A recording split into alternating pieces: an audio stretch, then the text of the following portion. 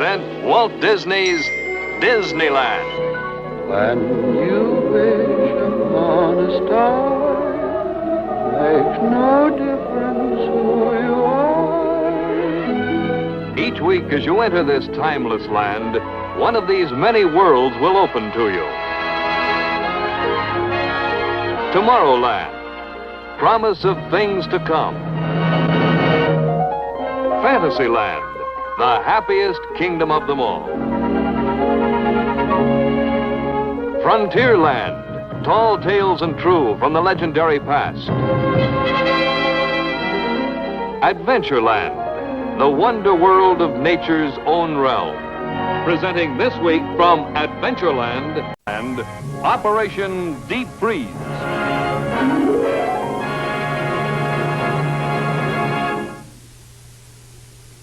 And now, Walt Disney. I know that most of you have been hearing and reading about the International Geophysical Year and its progress. In this great mass effort, thousands of scientists in 40 countries throughout the world are making a synchronized study of the Earth's surface, its inner depths, and the limitless space that surrounds us.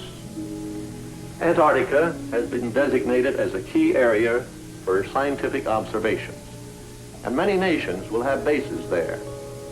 The United States South Polar Expedition is called Operation Deepfreeze, and we have been privileged to send Disney cameramen as permanent members of this project.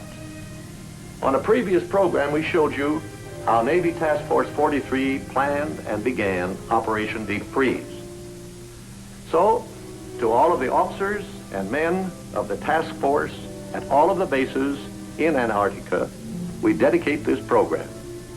And now, to tell you about their further progress and how they spent the long Antarctic night, here is Winston Hibbler. There are a number of reasons why the southernmost tip of the Earth has been chosen for scientific research. Antarctica is ideally suited for the study of celestial phenomena, such as cosmic rays and the mysterious aurora. The glaciers of this great land strongly influence the world's weather. Earthquakes and earth motion, geomagnetism. All these and many other mysteries will be explored in Antarctica by Operation Deepfreeze. The project was well underway early in 1956 with the establishment of two main bases. One is located at McMurdo Sound. This is the Williams Air Operations Facility. The other base lies about 400 miles to the east. This is Little America number 5. During the first week of January 1956, the ships of Task Force 43 were moored at the edge of the bay ice about 5 miles from the site of Little America.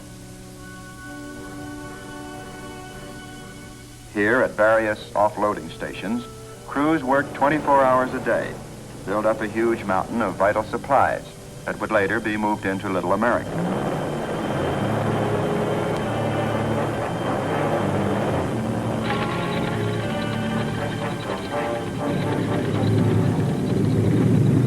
This stretch of bay ice is called Hope Valley, and it lies between Kainan Bay and Little America. Unloading operations were scarcely underway when the action of the waves and the surge of the tide began to create a turbulence throughout the bay. Now, all along the fringe of this critical area, small sections of ice began to break off. During the warm Antarctic summer, this is a normal condition.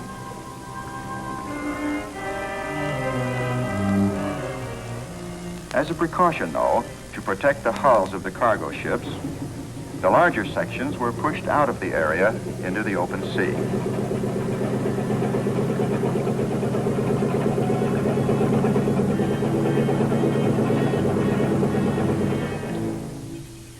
Then, in a matter of hours, there was a sudden rise in temperature, and now a real menace was disclosed.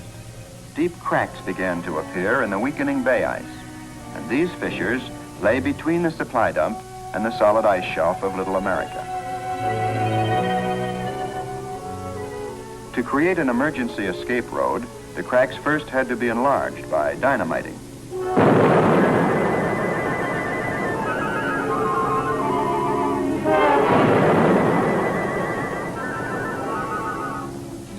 Then Then the crevices were quickly filled and packed with snow.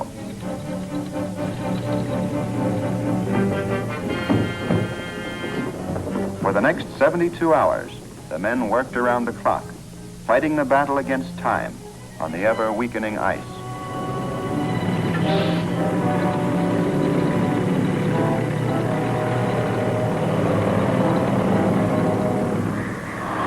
But finally, every ton of material was accounted for and stored in the supply dump at Little America. It was a narrow victory, though, for now a blizzard struck.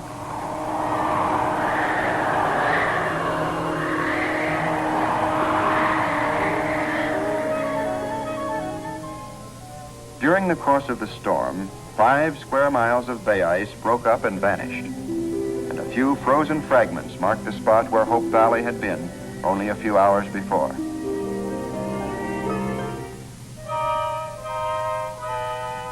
The design for the layout and construction of Little America was the result of careful planning. There would be more than 20 structures here, and they would include barracks, infirmary, power plants, shops, radio shack, mess lounge, and several special buildings and towers for scientific use. Although these buildings would vary in size and shape, the type of construction was identical throughout. First, metal girders were laid across a wooden foundation. Then, the prefabricated floor panels were set in place and joined by clamps, eliminating nails and bolts.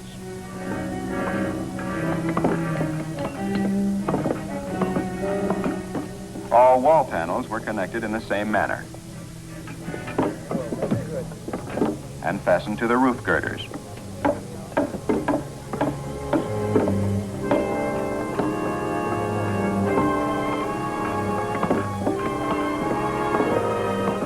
There are no windows in these walls. The only openings are in the roof. After the buildings were completed, tons of snow were heaped against the exposed walls to serve as weatherproofing and to seal in the airspace beneath the buildings.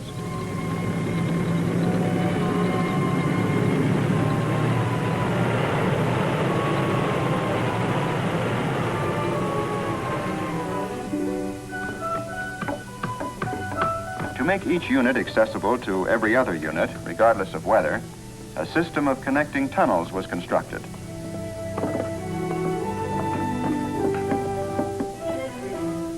Wire mesh and burlap may not appear to be a very substantial covering, but in a matter of days, the entire network of tunnels will be solidly encased in a protective blanket of snow.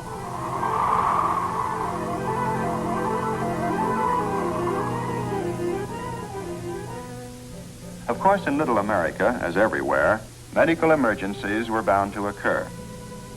In this case, it was Air Controlman Alfred Gear in sick bay for an appendectomy.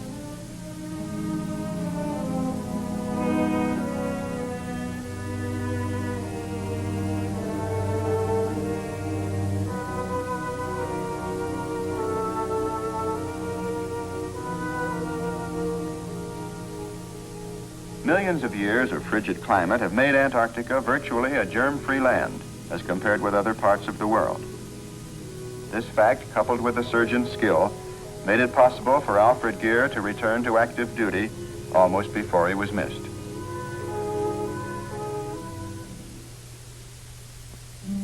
Trailblazing, exploring the unknown, was a primary project of Operation Deepfreeze. Beyond the Rockefeller Mountains, about 600 miles from Little America, another scientific base was to be constructed. It would be called Bird Base. Problem number 1 was to discover whether a safe overland trail could be established to this remote spot. And so on January 14th, a party set out from Little America to find such a trail and to mark its course with flags.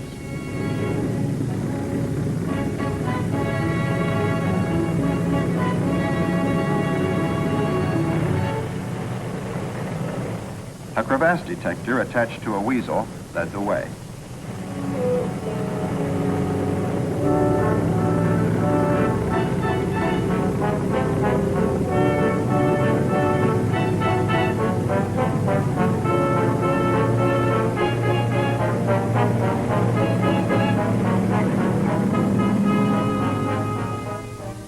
2 days later, and only 60 miles out of Little America, a series of rough ice ridges crossed the trail.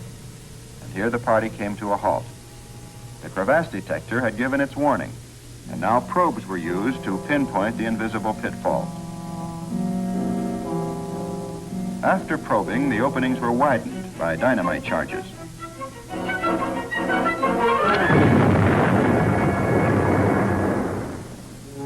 At first, the crevasses uncovered were deceptively small, but further blasting revealed giant chasms, some large enough to swallow the Empire State Building.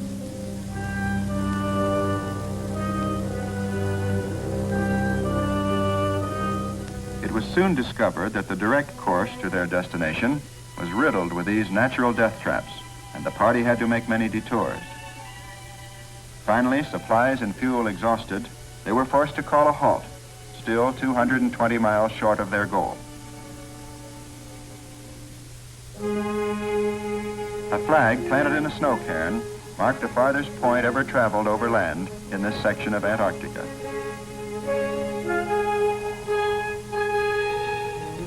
On February 3rd, an otter plane out of Little America arrived to fly the trail party home. Over an impromptu meal, it was decided to return the party in 2 flights.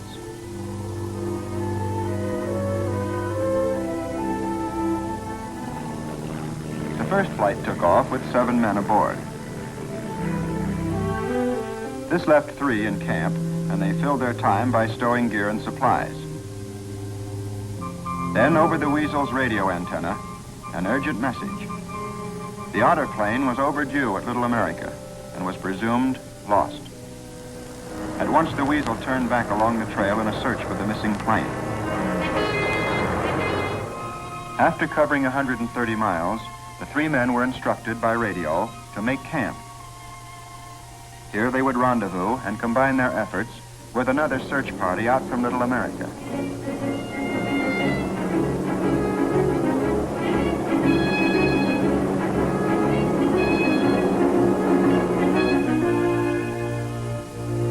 While this group was setting up their field operation, back at the Little America base, an intensive search was going forward by air.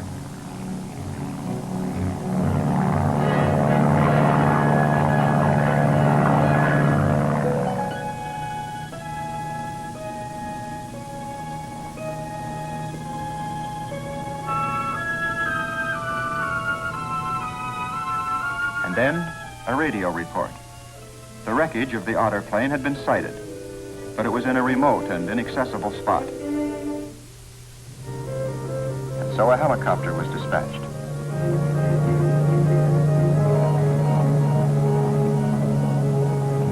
At Little America and at McMurdo, the tension mounted.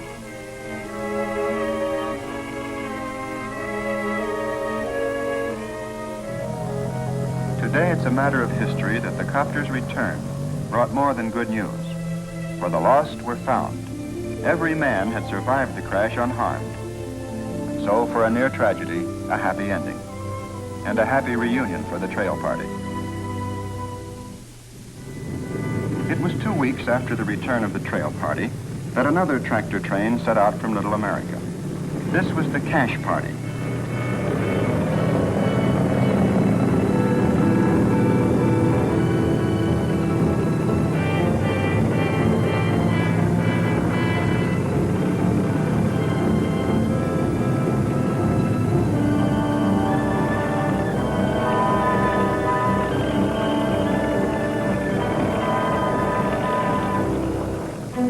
Station 1, the first stop, was 58 miles east of Little America. These drums of fuel oil will remain here untouched throughout the winter. But with the coming of spring, tractor trains will move out along this trail to begin the construction of bird base, and they will refuel at these way stations. The cache party established 2 of these fuel supply stations, approximately 1 day's running time apart. And it was while they were moving on to station number 3 that the train began to run into difficulty.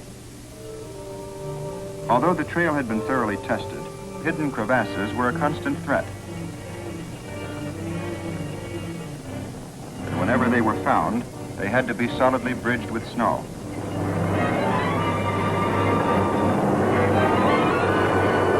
It was here that tragedy struck. While filling one of these snow bridges, driver Max Keel in his D8 tractor backed into another crevasse, hidden and unmarked. The tapering walls crushed the cab and instantly killed the driver.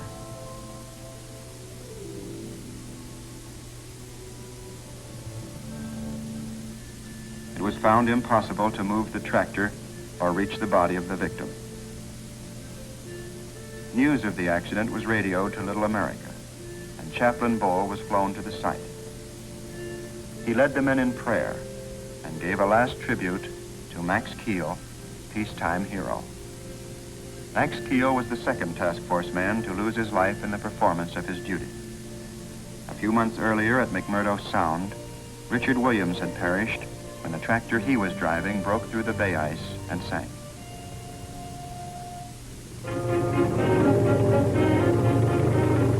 After the tragic accident, rope lines were rigged to the tractor controls so that no other driver's life might be risked in this dangerous area. Because of the accident, and because the daylight hours were waning now, no further caches were established.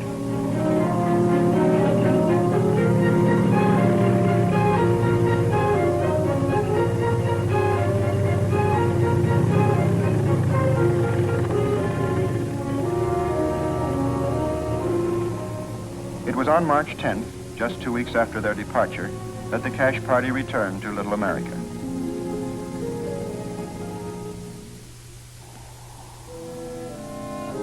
For countless centuries, the seals of McMurdo Sound had led a tranquil, lazy life.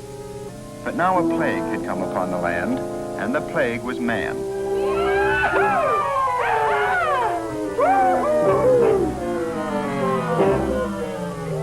To the seals, these oversized penguins were much too noisy and far too active.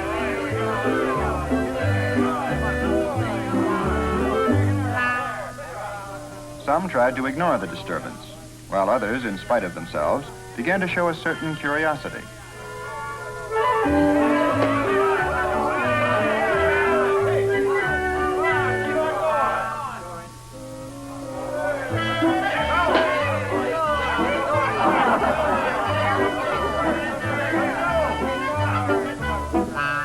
Saddest of all seals, however, was this fellow. Due to the noise and excitement, he's come down with a severe case of the fidgets.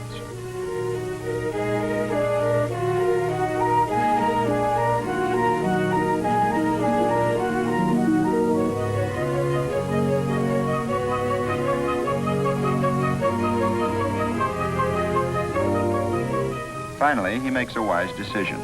After all, when your nerves are shot, the best thing to do is head for home and an ice-cold bath.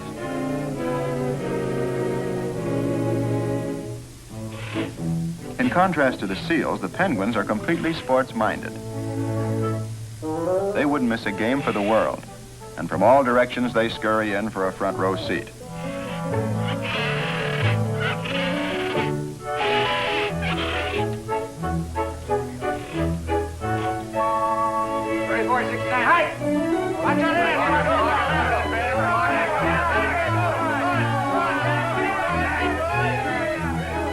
The rooting section seems to understand all the finer points of the game, and they follow every play.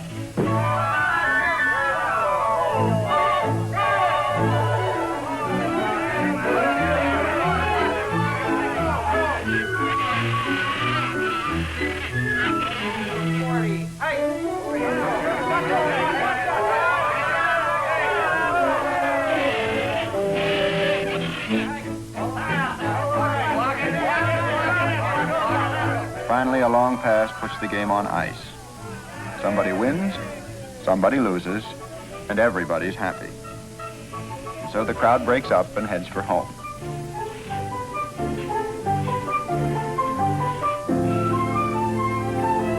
These are Adelie penguins, by the way, but there are several other species here. It's only proper that we pay a courtesy call on some of our feathered hosts. And so we're moving out now, along the coast of Wilkes Land, to a place where a colony of emperor penguins makes its home.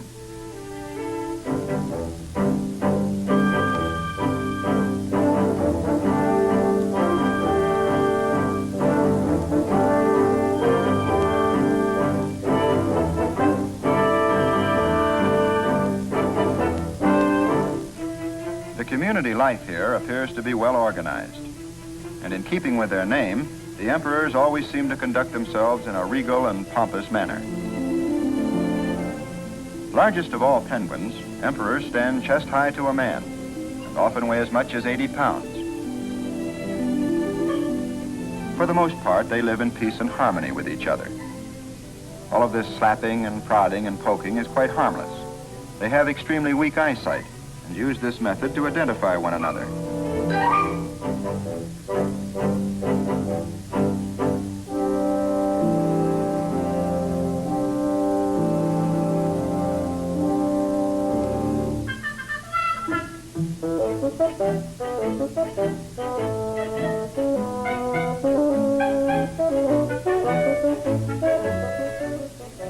All parent birds show a remarkable devotion to their young.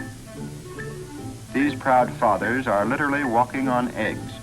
This is the approved penguin method of transporting one's future offspring in a pouch between the feet. After the chick is hatched, mother takes over the responsibility.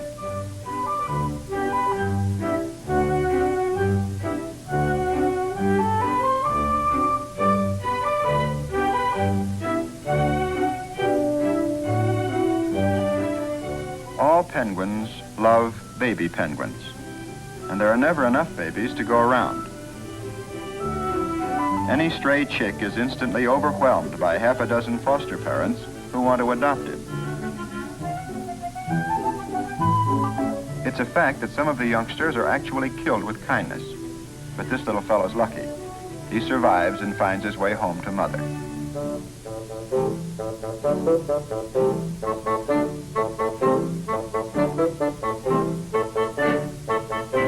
Whenever the whole colony seems restless, the birds are probably talking about the weather. For after all, the weather is just about the only thing to talk about in these parts.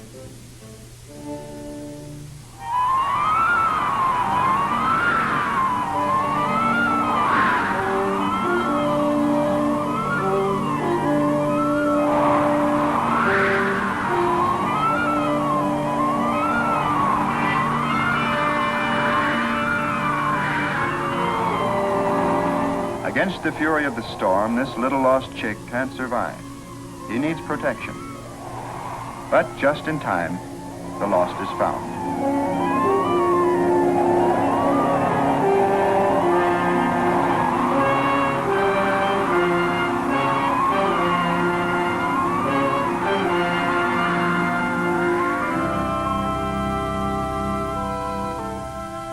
To a full-grown penguin, once the storm is over, it's at once forgotten. But if you're still in the molting stage, it takes a little longer to thaw out.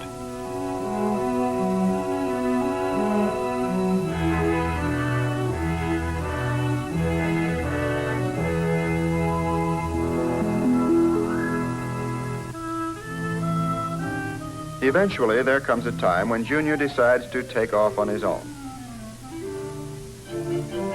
With all this built-in ballast, you'd think he couldn't possibly fall. But he manages.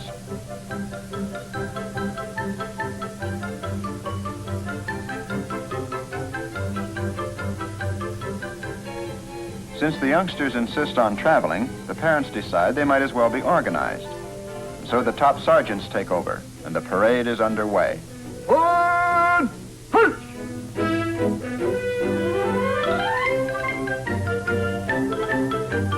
Up, 2, 3, 4. Up, 2, 3, 4. Up, up, up, up, up, up. Close it up there! Up, 2, 3. Oh, come on, fellas, close it up.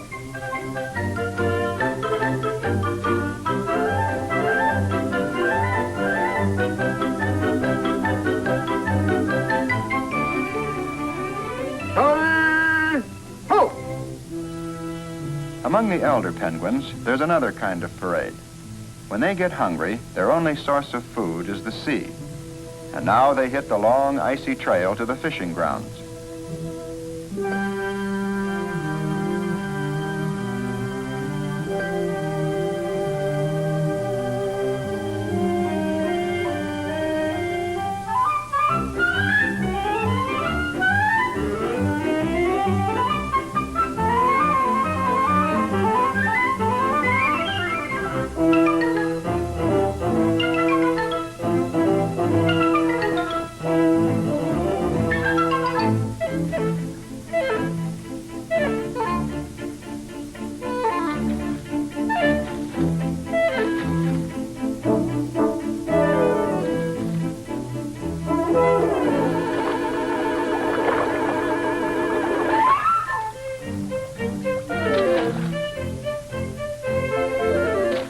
Underwater, penguins can travel at speeds up to 30 miles an hour, and they consume large quantities of shrimp and squid and other small forms of sea life.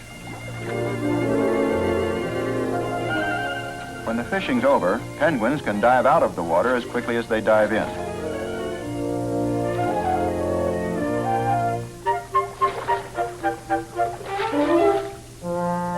A parent's first duty ashore is to share the day's catch with its ever-hungry young.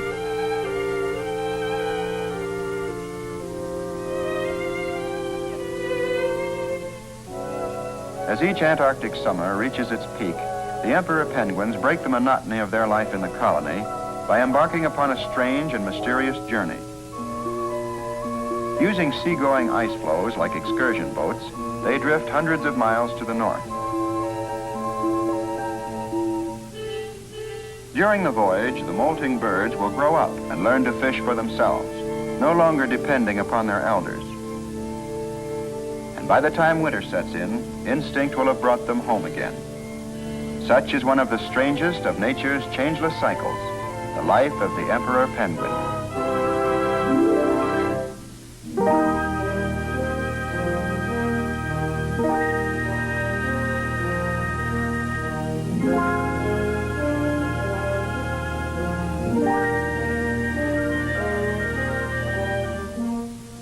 But the penguins weren't the only ones traveling north. By the second week in March, ships of the task force were homeward bound, carrying most of the Deepfreeze personnel. At Little America, only the wintering over party remained. And at McMurdo, the last ship outward bound, was the GB-4, the Glacier.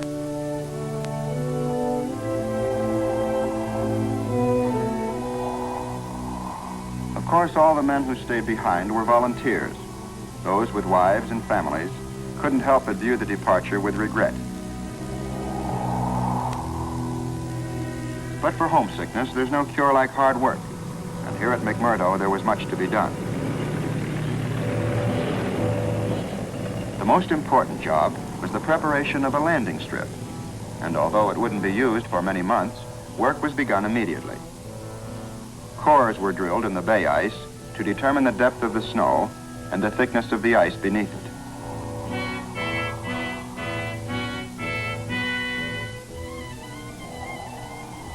The prevailing winds were established and the field laid out accordingly.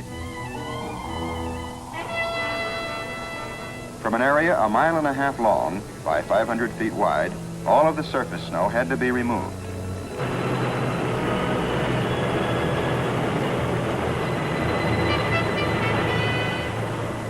The days passed quickly, and the long Antarctic night closed in.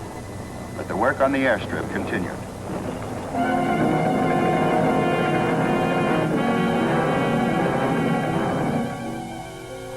The meteorologists at McMurdo made their headquarters inside a structure called the Rowan Dome.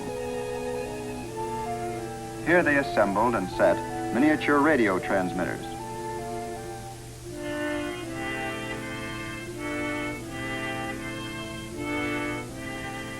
These devices were attached to weather balloons and released at regular intervals.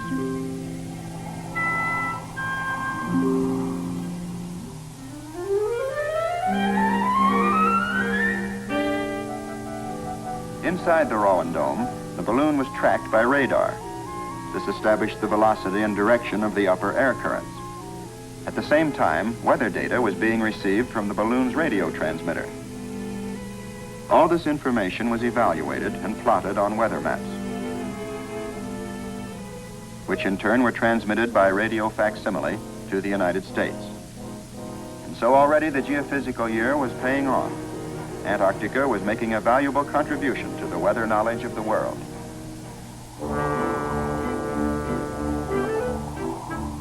Winter wasn't all work and no play.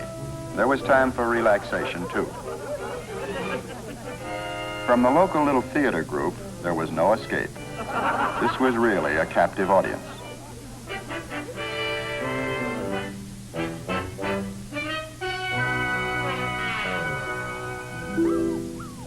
These were lazy days for all. And for these pups, it would be a long time before they learned what a dog's life really meant.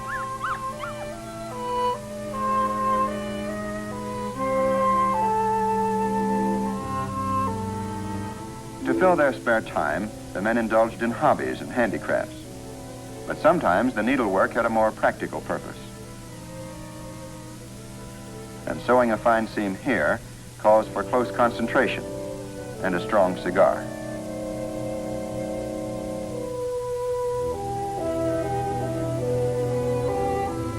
The cookhouse was one of the busiest spots at McMurdo. There was always plenty of good food, which added plenty of inches to waistlines.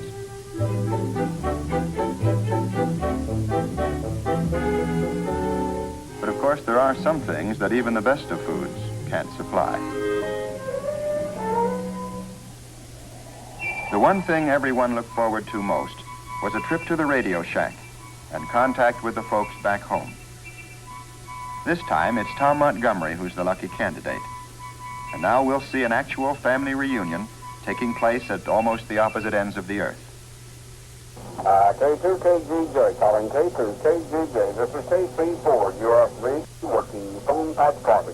We have Tommy Montgomery right here, and if you're ready, well, we'll give you the call and everything and get working on it. K2KGJ, K34, UF3. In a split second, the call spans 10,000 miles of space to reach the home of Julius Mady at Clark, New Jersey. Mady is one of the many amateur radio operators without whose help these contacts could not be made. Okay, Blaine, just hang on a second here and we will have Mrs. Montgomery on the phone. By telephone, Julius relays the call to Tom Montgomery's home at Martha's Vineyard in Cape Cod. Hello, Tom? This is wonderful. We are all fine here. We'll be waiting on you to come back. This will probably be the last call. I'll probably go to Poland over the 1st of November or so, and then come back here to the ships in January, the end of January, and then home in April. I kind of thought maybe if you could arrange it, why could you stick the children on? Daddy, I got my birthday and I got a gun. I got a new shirt. Did you hear what he said? Bring Penguin home. Okay, I'm afraid I'll have to bring them pictures of penguins. I won't be able to bring a penguin home. I'll have to send them pictures, all right? See if Duke recognizes your voice. Here's the dog.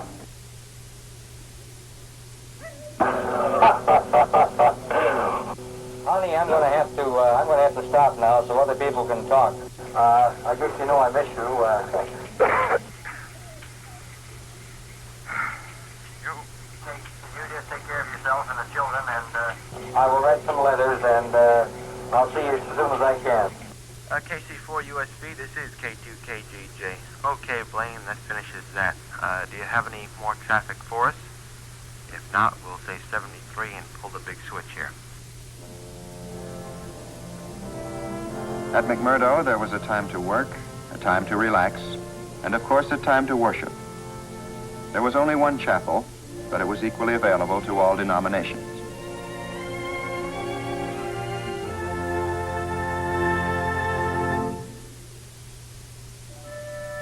Protected by a wall of mountains, the winters at McMurdo are usually less severe than at Little America. We're going to turn back the calendar now and watch the coming of winter darkness to the Little America base. Here, the last order of the summer was batten down the hatches. Soon the winds would reach hurricane force, more than 100 miles an hour. Temperatures would drop to 70 degrees below zero. And this, of course, called for a plentiful supply of fuel oil.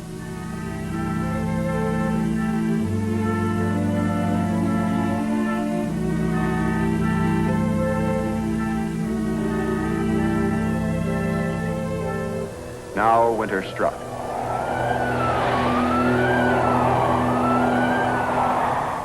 Below the surface, the lights of an underground city glowed warm and bright. For many months now, there would be little work and lots of leisure.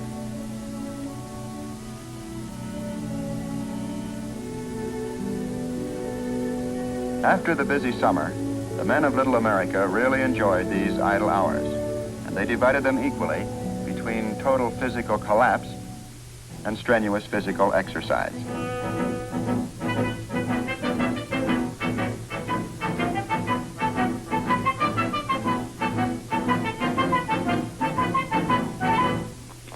Another popular pastime was going to the movies.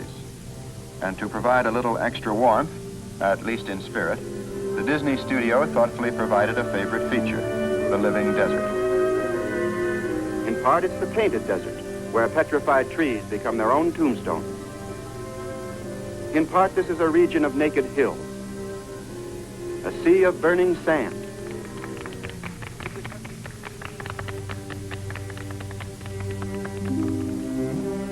The work schedule during the long night called for regular tours of inspection. These tours included a check of the half-buried mechanized equipment.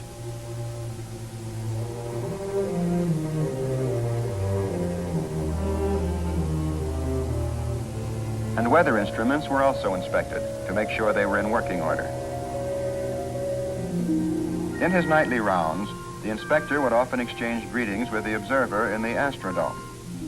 The various phases of the geophysical scientific program are called disciplines, and the study of the Antarctic sky is one of the disciplines that continues all winter long.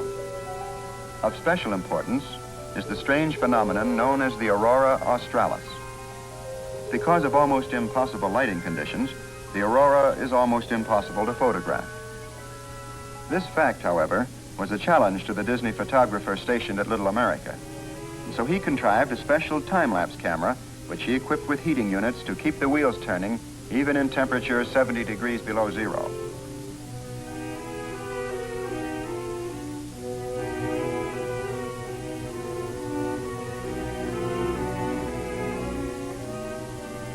The cameraman was to spend many nights out here at his frigid task.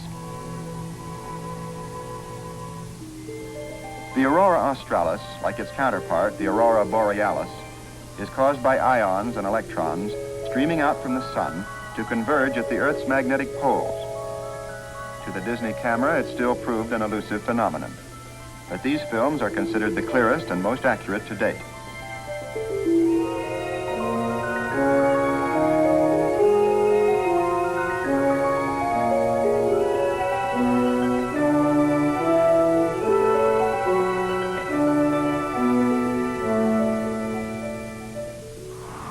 In late September, another blizzard celebrated the closing of winter.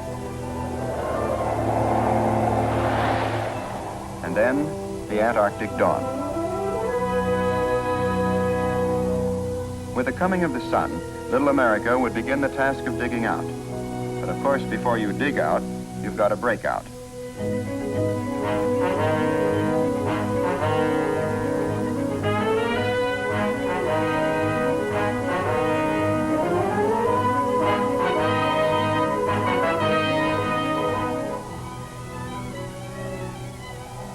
At first, the job had to be done by manpower alone, until the mechanized equipment could be cleared.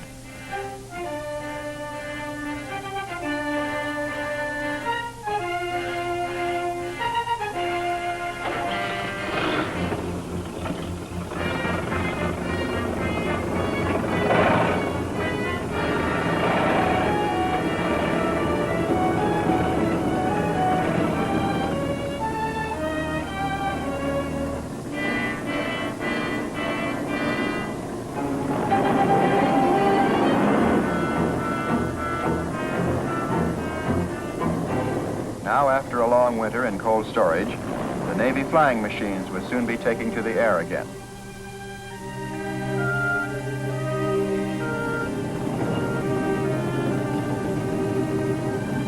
In a matter of days now, down at the edge of the bay ice, supply ships would be arriving.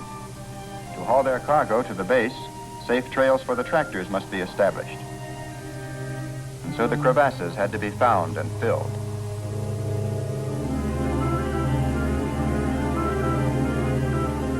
Here again, the usual procedure was followed. Dynamite was used to expose the crevasses.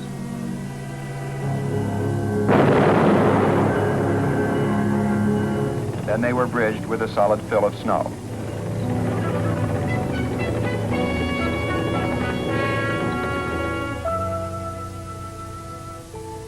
As Little America continued to dig itself out, across the ice shelf at the Williams Air Facility in McMurdo, the sled dogs greeted the return of daylight with a noisy welcome.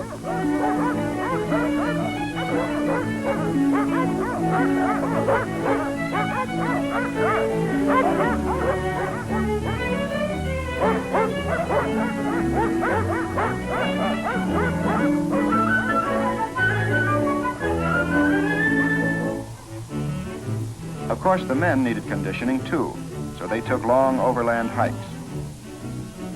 To protect their faces and lungs from frostbite, special masks were worn. Hauling sleds of survival gear built strength and endurance, and camping overnight in temporary shelters was a realistic rehearsal for any emergency they might have to face.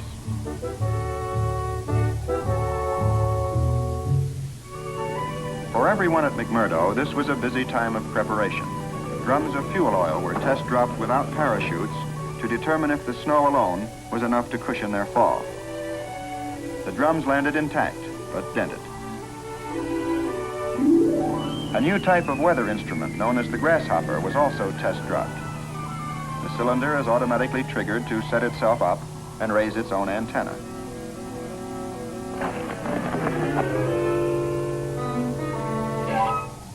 Then it transmits radio signals to bases many miles distant, reporting all weather conditions.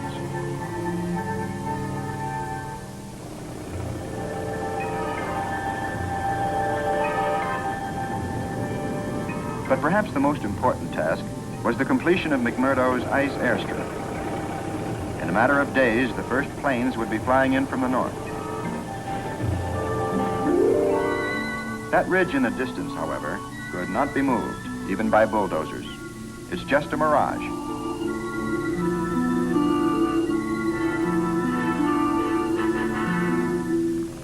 Since the entire airstrip was constructed on the bay ice, after leveling and scraping, water was pumped directly from the sea below to freeze and form a solid, smooth coating. By mid-October, work on the landing strip was just about complete. And so the Williams Air Facility put out the welcome mat. On October 17th, the first plane was due, and it arrived right on schedule.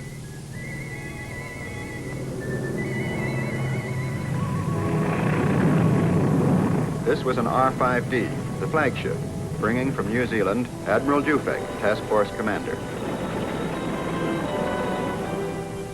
On landing, he was greeted by Commander Canham and the rest of the McMurdo staff.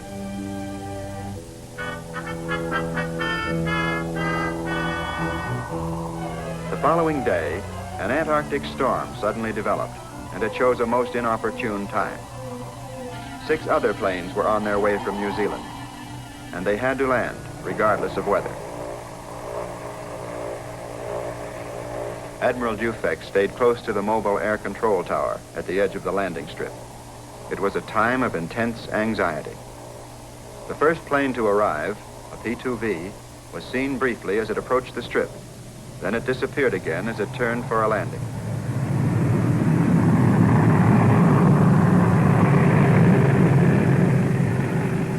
The controlman tried to talk the ship in. But now, in spite of all possible assistance, disaster.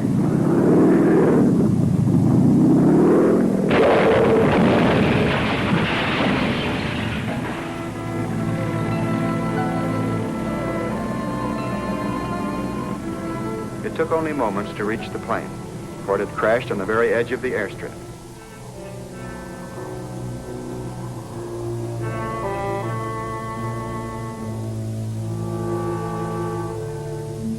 Of course, the first concern was for the injured survivors.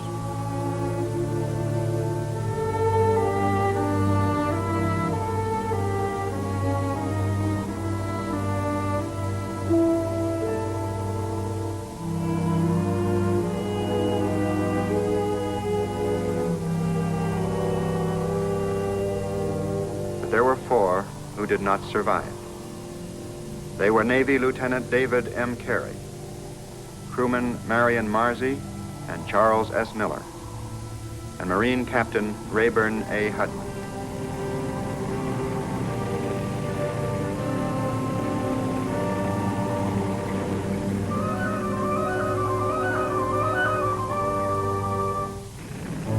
After the tragedy, the weather cleared rapidly, and the rest of the flight made safe landings.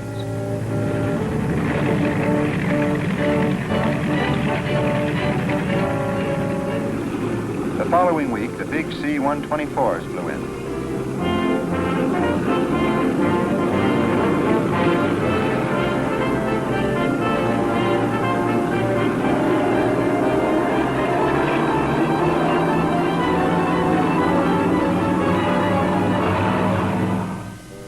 These giant planes were air freighters, bringing in new and much needed equipment.